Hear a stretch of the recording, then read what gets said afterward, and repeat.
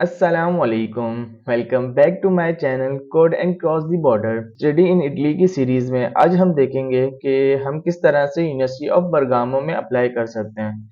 जैसा कि हमने अपनी प्रीवियस वीडियो में देखा था कि हम किस तरह से यूनिवर्सिटी ऑफ पैडुआ में अप्लाई कर सकते हैं। तो अगर आपको पैडुआ में अप्लाई करना है तो आप मेरी वो वीडियो देख सकते हैं, जिसका लिंक मैं आपको डिस्क्रिप्शन में प्रोवाइड कर दूंगा।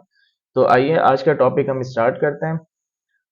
अच्छा, ये यूनिवर्सिटी की मेन वेबसाइट है, तो अगर आपको यहाँ से कोई रिक्वायरमेंट चेक करनी हो तो वो देख सकते हैं, विजिट करना हो तो आप कर सकते हैं। और ये जो इसका पोर्टल है इस यूनिवर्सिटी का वो ये रहा, तो मैं आपको दोनों लिंक डिस्क्रिप्शन में प्रोवाइड कर दूंगा। तो आइए हम इसकी रिक्वायरमेंट भी चेक करते हैं और हम किस तरह से अप्लाई कर सकते हैं तो वो भी चेक करते हैं। तो सबसे पहले हम जाते हैं फाइंड प्रोग्राम्स में। अच्छा, ये यूनिवर्सिटी जो है ना, बेसिकली मेरे हिसाब से ये बिजनेस के लिए ज़्यादा अच्छी है, बिजनेस फील्ड्स के लिए ज़्यादा अच्छी रहेगी, क्योंकि इसमें मैंने देखा कंप्यूटर्स की इतनी सच फील्ड्स नहीं थी एज कम्पेयर टू बिजनेस। तो आइए सबसे पहले हम फिल्टर कर लेते हैं, क्योंकि हमें मास्टर में अप्लाई करना है और अभी इसका बैचलर का नहीं स्टार्ट हुआ। तो हम सबसे पहले मास्टर में देख लेते हैं। अच्छा, इसका फिल्ट्रेशन का वही सीन है। तो हमने ये सिर्फ हमें इटालियन नहीं, हमें सिर्फ इंग्लिश का देखना है। तो फाइंड प्रोग्राम्स में करेंगे ये 12 आपको प्रोग्राम्स फिल्टर करके दे देगा। तो जैसे ये अभी आ गया, अकाउंटिंग आ गया, और ये डिफरेंट फील्ड हैं जो कि ज़्यादातर बिजनेस से ही रिलेट कर रही हैं। ज़्यादातर बिजनेस की ही फील्ड्स हैं, एक मेडिकल की भी दिख गई है, तो आप देख लीजिएगा जिस फील्ड में अप्लाई करना है उस हिसाब से देख लीजिएगा। हम देख लेते हैं कि इंटरनेशनल मार्केटिंग सिस्टम। सबसे पहले इसकी इंफॉर्मेशन देख लेते हैं क्या रिक्वायरमेंट है। ऑल्दो ये इस यूनिवर्सिटी में मैं तो आपको ये रिकमेंड करूंगा कि अगर आप रिक्वायरमेंट पे नहीं भी उतर रहे तब भी आप अप्लाई कर लें।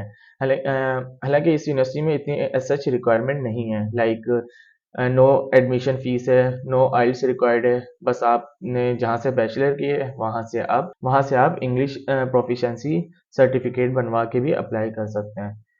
तो इसकी जैसे लास्ट डेट है 15 जैन, तो ज़्यादा रिकमेंड यही किया जाएगा कि जितना जल्दी पॉसिबल हो सके अप्लाई कर दें।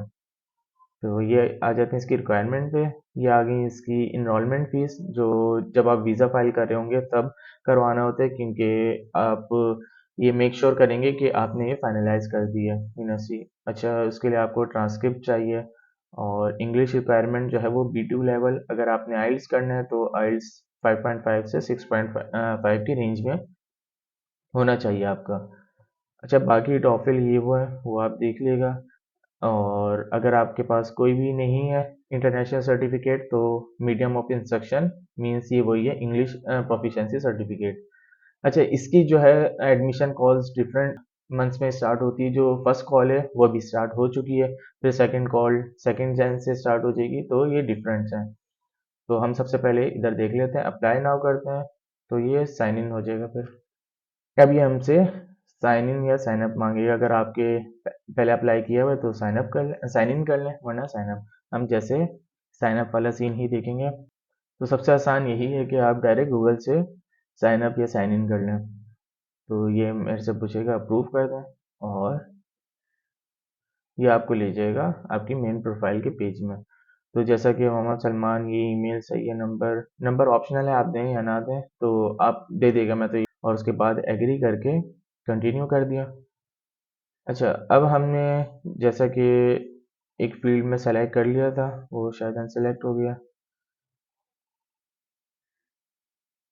हमने फॉर एग्जांपल कौन सी फील्ड की थी, इकोनॉमिक्स एंड फाइनेंस देख लेते हैं। सबका जो क्राइटेरिया है, किस तरह से स्टेप्स हैं, वो सबके सेम है। अच्छा, ये यूनिवर्सिटी आपको एडमिशन फ़ी नहीं चार्ज करती, और आपको मैक्सिमम 2 फील्ड्स अलाउ करती है कि आप उसमें अप्लाई कर सकते हैं। तो फॉर एग्जांपल हमने फर्स्ट इकोनॉमिक एंड फाइनेंस कर दी, और सेकंड भी हम कोई देख लेते हैं। अच्छा, देखनी यही है कि मतलब आपकी बिजनेस से है तो बिजनेस से ही रिलेटेड 2 फील्ड्स सेलेक्ट करिएगा। ऐसा ना हो कि आप फर्स्ट बिजनेस की सेलेक्ट कर रहे हैं तो सेकंड आप लाइक कंप्यूटर साइंस की कर रहे हो, तो उससे गलत इंप्रेशन जाता है। और ड्यूरिंग वीज़ा फाइल तो यही लग रहा होता है कि आप इलीगल इमिग्रेशन कर रहे हैं। तो ड्यूरिंग वीज़ा फाइल आपको जो वीज़ा ऑफिसर होता है उसके माइंड में यही जाता है, इसको सिर्फ बाहर जाने का है, निकलने का। इसका जो इंटेंशन है वो स्टडी नहीं है, तो आप अपनी रिलेटेड फील्ड में ही अप्लाई करिएगा। तो फर्स्ट हमने वो कर लिया, सेकंड हम कुछ भी कर सकते हैं। For example economics and data analysis कर लिया हमने, तो ये बता देता है भाई आप 2 से ज़्यादा अप्लाई नहीं कर सकते।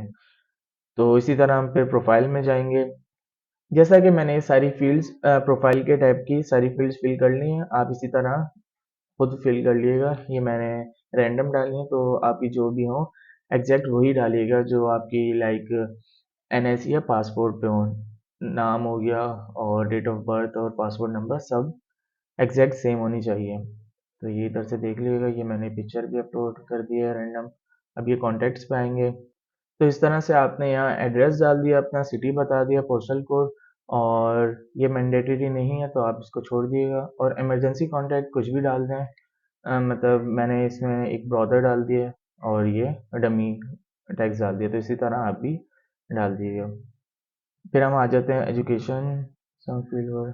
एक कोई फील्ड हमने सही नहीं डाली है, वो कौन सी है? अच्छा, ये डिफरेंट होना चाहिए, ये हमने चेंज कर दिया नंबर। और एजुकेशन में आ गए, इसी तरह आप एजुकेशन सेलेक्ट कर लीजिएगा। तो जैसा कि ये एजुकेशन का टैब है, इसके अंदर सबसे पहले लेवल ऑफ एजुकेशन आपने बैचलर डिग्री की हुई है, जो कि यहाँ से सेलेक्ट कर सकते हैं आप।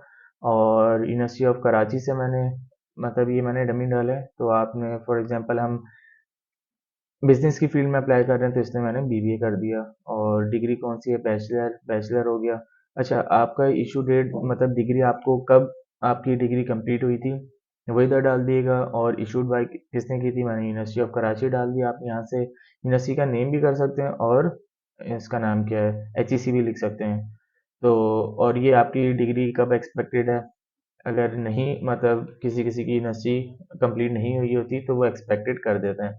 फॉर एग्जांपल आप, अगर आपकी डिग्री कंप्लीट नहीं हुई है और आप लाइक 8 सेमेस्टर या 7 सेमेस्टर में, तब भी आप अप्लाई कर सकते हैं, तो इसलिए एक्सपेक्टेड ग्रेजुएशन आ रही होती है। तो अगर आपकी फील्ड कंप्लीट हो चुकी है, डिग्री कंप्लीट हो चुकी है, तो डायरेक्ट आप अपनी जब आपकी कंप्लीट हुई थी वो डेट डाल दिएगा। कंट्री पाकिस्तान, स्टडी और लैंग्वेज क्या हो गई? वैसे उर्दू, लेकिन इधर इंग्लिश ही डाला जाता है क्योंकि अपनी मीडियम ऑफ इंस्ट्रक्शन इंग्लिश ही होती है। और फॉर एग्जांपल सीजीपीए अपनी 3 आ गई, किसी की 3.6, जो भी आई है वो डाल दें। और मिनिमम अपनी 2 होती है पाकिस्तान में। तो ये सेम वही आ गई है जो हमने ऊपर फिल किया था। अब हम आ जाते हैं लैंग्वेजेस पे। लैंग्वेजेस में आपने नेटिव आपकी आ गई, फॉर एग्जांपल उर्दू आ गई। और उसके बाद आपने इंग्लिश में करना है, फ़ौरन आपको कौन सी आती है वो इंग्लिश कर दी, क्योंकि जहाँ हमने अप्लाई करना है वो इंग्लिश है। उधर मीडियम ऑफ इंस्ट्रक्शन इंग्लिश होगा, तो आपको सेलेक्ट करना लाजमी है। अच्छा, ये प्रूफ आगे आपके पास क्या है? अगर आइल्स है तो आइल्स डाल दें, जो भी कुछ हो वो उधर से जाके सेलेक्ट कर लिएगा। आपका क्या होता है? English proficiency certificate. अच्छा, और इसमें मिनिमम बी टू लेवल चाहिए होता है, तो अगर जो आप इंग्लिश प्रोफिशिएंसी सर्टिफिकेट से कर रहे हैं तो बी टू लेवल होता है, वो इज इक्वल। इसी तरह आइल्स अगर दिया है तो इधर स्कोर डाल दिएगा, अगर नहीं दिया तो फिर इसको जाने दीजिए। और 16 ईयर इधर कर देते हैं, क्योंकि बैचलर के लिए अप्लाई कर रहे हैं, तो अपना 16 ईयर ऑफ एक्सपीरियंस या स्टडी अपना लेवल 16 ईयर्स का होता है। तो अगर आपने आइल्स दिया है तो आइल्स का स्कोर डाल दिएगा। और अगर आपने टेक्स्ट बुक करवा लिया है और आपकी डेट आ गया है, तो इधर डेट डाल दिएगा। इसी तरह अगर कोई और लैंग्वेज हो तो वो यहाँ से डाल सकते हैं। फिर एम्प्लॉयमेंट पे आ जाएंगे, और ये फील्ड जो है मैंडेटरी नहीं है, लेकिन आप डाल दें कि आपका एक्सपीरियंस जो भी हो वो यहाँ डाल दिएगा। मतलब इधर कंपनी नेम आ गया, और बिजनेस क्या है, मतलब वो किस सेक्टर में लाई करता है, तो लाइक आप बिजनेस हैं तो बिजनेस से रिलेटेड ही कोई डाल दिएगा।